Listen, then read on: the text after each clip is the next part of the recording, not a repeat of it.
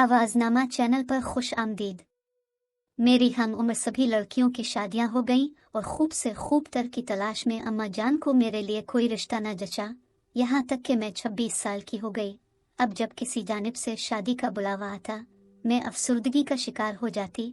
मेरी हम उम्र तो किया, मुझसे छोटी लड़कियां भी बारी बारी सुहागन हुई जाती थीं और मैं हसरत से उनको बारी बारी सुहागन जोड़े में लिपटा हुआ देखती रह जाती थी। मेरे दिल में भी अरमान भरे थे, कुछ आरज़ू कुछ हसरतें थीं। वालिदा को भी मेरी तन्हाई का एहसास था, लिहाजा अब उन्होंने जी में ठान ली कि जो मुनासिब रिश्ता आएगा बस हाँ कर देंगी। आज़र छोटी भाभी के कजिन थे, कभी कभार का आना जाना था। मैं उन्हें कई बार देख चुकी थी, मगर ख्वाब ख्याल में न था कि जिंदगी उनके साथ गुजारनी पड़ेगी। कभी आज़र को इस नज़र से नहीं देखा था कि यह शख्स मेरा जीवन साथी बन जाएगा। मैं तो इसको लाउबालीपन से देखा करती थी, लेकिन किस्मत में इसी शख्स का साथ लिखा था। एक दिन मेरे रिश्ता बारे अम्मा को परेशान देखकर भाभी ने कहा, अम्मा जी, मेरा खालाजाद आज़र शादी का ख्वाहिशमंद है, आप कहीं तो मैं अपनी जहरा के लिए बात चिल्लाऊं। अम्मा बोले, तुम्हारा कजिन करता क्या है? गाड़ियों का बड़ा शोरूम है, काफी कमाता है और अच्छा बिजनेस है, दौलत की कमी नहीं है, आगे आप खुद मालूमात करवा लें। लड़के का नेक चाल चलन और तालीम याफ्ता होना भी तो मानी रखता है। अम्मा जान, आज़र मेरा कजिन है, मेरी वालिदा की खालाजाद बहन का बेटा है। अभी तक तो इसके चाल चलन बारे कोई गलत बात नहीं सुनी, तालीम याफ्ता भी है। मजीद मालूमात अपनी वालिदा से ले लूंगी। रिश्ता मुनासिब लगे तो हाँ करने में अब देर ना करें। हमारी जहरा की उम्र भी काफी हो गई है, कब तक इसे बिठाए रखेंगी? एक वक्त आ जाता है जब रिश्ते आने बंद हो जाते हैं तो फिर लड़कियों को शादीशुदा और बच्चों वाले मर्दों से ब्याहना पड़ता है। गरज कुछ दिनों के गौर व खौज के बाद अम्मा जान ने मेरा रिश्ता आज़र से तय कर दिया और यूं मैं जहरा से मिसेज आज़र बन गई। शादी के बाद मैं पर सुकून हो गई। आज़र के पास किसी शय की कमी न थी। शुरू दिनों मुझे घुमाया फिराया भी खूब। बाद में जब बेटी ने जन्म लिया, मैं बच्ची में मसरूफ हो गई और हम नॉर्मल जिंदगी गुजारने लगे। 2 साल बाद एक और बेटी की माँ बन गई। मेरी मसरूफियत बढ़ी तो वक्त के साथ साथ मेरे शौहर की मसरूफियात भी बढ़ती गई।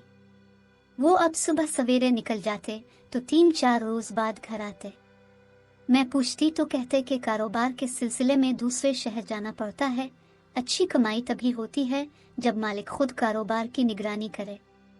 सच था कि उनकी कमाई रोज बरोज बढ़ रही थी और इसी कमाई पर हम ऐश की जिंदगी बसर कर रहे थे। लेकिन दिल कभी कभी अंदर से डरता था और दुआ करती थी कि खुदा हमेशा ऐसा रखना और कभी आजमाइश में न डालना। अल्लाह की आजमाइश कड़ी होती है और दौलत भी अल्लाह पाक की आजमाइश में से एक है, जो कभी राहत तो कभी अजाब बन जाती है।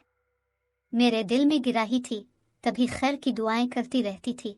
आखिरकार हमारी भी आजमाइश के दिन शुरू हो गए। हुआ यूं, एक दिन मेरे बड़े भाई ने कहा, आज़र तुम गाड़ियों का कारोबार करते हो, मेरी पुरानी गाड़ी बिकवा दो और कोई इससे बेहतर दिलवा दो। दूसरे रोज मेरे खावंद एक पार्टी लेकर गए और भाई की गाड़ी बिकवा दी। दोनों तरफ से अपना कमीशन लेकर जेब में डाला और फिर कुछ दिनों बाद भाई को 5 लाख में एक अच्छी गाड़ी दिलवा दी। भाई ने कहा, आज़र मियाँ, मुझे तो इस गाड़ी में कुछ गलत लगता है, मगर उन्होंने भाईजान को मुतमईन कर दिया। एक रात आज़र ने मुझे बताया कि दरअसल गाड़ी सिर्फ 3,50,000 की थी, बाकी पैसे मैंने अपनी जेब में रख लिए। इस इंकिशाफ पर मैं सहम कर रह गई, मगर क्या करती। एक तरफ भाई और दूसरी तरफ खावंद, अपनी 2 मासूम बच्चियों का बाप। शौहर की चुगली भाई से लगाती तो भी मारी जाती। चंद दिन गुजरे तो मेरे भाई से आज़र ने कहा कि एक दिन के लिए आपकी गाड़ी चाहिए। इन बेचारे ने दे दी। ये गाड़ी लेकर ऐसे गायब हुए कि 15 रोज बाद आए, मगर गाड़ी की जगह सिर्फ 1 लाख देकर बोले, ये भाई को दे देना और कहना कि वो गाड़ी ठीक नहीं थी, मैं बाद में और अच्छी गाड़ी दिलवा दूंगा। थोड़ा इंतजार करना होगा। बाद में ना रकम दी और ना गाड़ी दिलवाई। वो इंतजार ही करते रह गए। इस वाकया के 2 माह बाद ही एक दिन दरवाजा बजा। एक शख्स ने आकर कहा कि मैं आज़र का दोस्त हूँ, उनको किसी गलत गाड़ी को बेचने के केस में पुलिस ने गिरफ्तार कर लिया है। अब फिक्र ना करना, हम कोशिश कर रहे हैं, जमानत हो जाएगी, मगर ये बात अब किसी को ना बताना। यह सुनकर मैं दंग रह गई। इज्जत का सवाल था, खावंद के वापस आने का इंतजार करना था।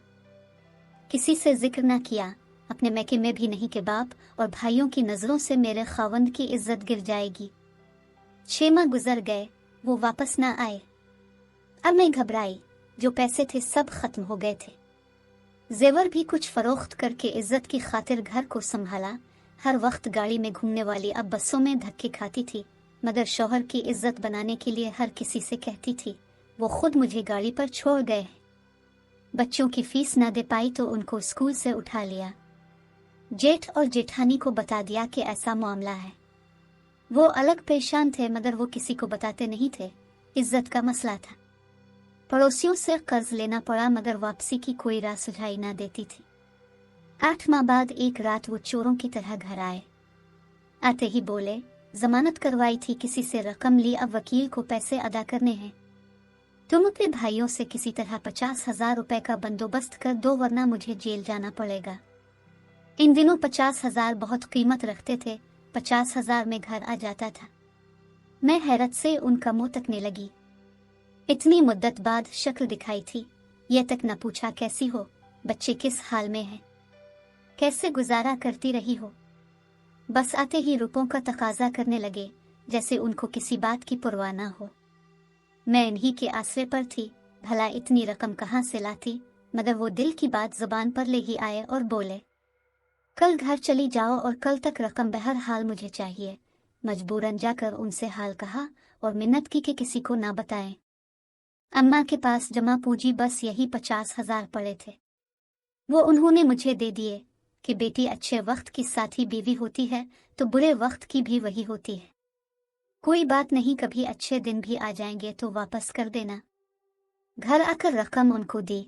बाज की तरह झपट कर 9-2-11 हो गए और मैं खुले दरवाजे को तकती रह गई। उन्होंने पलट कर भी ना देखा। मैं जो बच्चों को बहलाती थी कि तुम्हारे बाबा आएंगे, फिर हम अच्छे अच्छे खाने बनाएंगे, मगर दोपहर को फिर वही फाका नसीब में था। मजबूरन जेठानी को फोन किया और तमाम अहवाल बताया, तो वो अल्लाह की बंदी फौरन अपने शौहर के हमरा लदी फंदी चली आई और चंद अयाम का राशन दे गई। दिल को कुछ ढारस हुई। अब खलवत और जलवत के किस्सा पारीना बन चुके थे। रात रात भर उनका इंतजार करती, मगर वो न जाने कौन सी दुनिया में थे। मैं शौहर परस्ती में इस कदर आगे निकल चुकी थी कि कभी भूले से भी किसी से तज़किरा नहीं किया। ले देकर जेठ जेठानी को इल्म था, मगर वो बेचारे किस मुंह से मेरे घर वालों को बताते कि उनकी बच्ची पर क्या गुजर रही है। यही लोग तो मुझको बया कर लाए थे। मैं भी सोचती थी कि अपना राज कहकर कहीं मैके में जलील ना हो जाऊं। बहनोई क्या सोचेंगे, भाभियां और उनके मैके वाले क्या ख्याल करेंगे। बस इसी वजह से अकेली घुलती रही। अगर कोई और लड़की होती तो खुदकशी कर लेती या फिर कम अज कम अपने भाइयों बहनों को जरूर आगाह करती। मैं बदनसीब घर बचाने की खातिर कुछ भी तो ना कर सकी और खामोशी से ये मुसीबत सहती रही। फिर हुआ यूं कि कर्ज खाहों ने घर देख लिया। रोज सुबह शाम वो दरवाजा बजाने लगे। किसी के लाख रुपए थे, किसी के 2 लाख, किसी के हजारों थे। मैं चूंकि मकरूज शौहर की बीवी थी, सबकी बातें और जुमले सुनने पड़ते थे। बसा औकात तो कर्ज खा ऐसी गंदी गालियों से मेरे मियाँ को मेरे मुंह पर नवाज रहे होते कि मुझ में सुनने की ताब ना रहती। इस सूरत हाल से घबराकर आखिरकार भाइयों को बता दिया। वो लोग मुझे लेने घर आ गए, मगर मालिक मकान भी इसी वक्त आ गया कि मिसेज आजर, आप ऐसे घर छोड़कर नहीं जा सकती। आपके शौहर के जिम्मे साल भर का किराया है। जब तक आप लोग किराया अदा न करेंगे, आपको सामान उठाने नहीं देंगे। इतनी बड़ी रकम मेरे भाई कहाँ से अदा करते और जेठ भी कितना देते। आजर का कर्जा 4 लाख बनता था। मुत्तफिका तौर पर सबने यही फैसला किया कि घर की तमाम अशिया कर्ज खाहों को दे दी जाएं। फ्रिज, टेलीफोन, बिस्तर, अलमारियां, बर्तन, कीमती तमाम अशिया सब की सब दे दी गई। यह क़यामत खेज मंजर था। हत्ता कि मेरे जहेज की अशिया भी वो लोग ले गए। छोटे मोटे कर्जे निमट गए। जेठ ने बड़े कर्ज खाहों से कहा कि मैं तुमको किस्तों में कर्जा अदा कर दूंगा। इसके बाद मैं वालिदैन के घर आ गई। मजबूरन महल्ले के एक स्कूल में मुलाजमत कर ली। अल्लाह का एहसान है कि अपने बच्चों का पेट पालने लायक हो गई। दिन जैसे तैसे गुजरने लगे। अब कुछ सुकून से वक्त गुजर रहा था, और मैंने दिल से शौहर के तस्वुर ही को ख़त्म कर दिया था, क्योंकि वो ना राब्ता करते थे, ना खर्च अदा करते थे और ना अहवाल बताते थे। औरत बेसहारा हो जाए, शौहर के होते बेवा जैसी हो जाए, कोई पुरसान हाल ना रहे, लोग उल्टी बातें बनाएं, औरत बेचारी क्या करे। इरादा कर लिया, अब कभी आज़र के बारे न सोचूंगी। अपनी बाकी मानदा जिंदगी बच्चों की परवरिश और उनके मुस्तकबिल पर लगा दूंगी। 6 बरस यूं ही गुजर गए, खुदा जाने आज़र कहाँ चले गए, कुछ पता न था। कभी फोन आया और ना खत, ना खुद ही आए। अचानक एक रात उनका फोन आ गया कि तुम आ जाओ और बच्चों को भी ले आओ। मैंने जेठ को फोन किया, उन्होंने कहा भाभी अब हमारी जिम्मेदारी नहीं है, खुदा जाने कल क्या हो, अब ही अपनी मर्जी से जाती हैं तो जाएं। भाई से पूछा, उन्होंने भी मना कर दिया, मगर मैं शशुपंज में थी कि क्या करूं।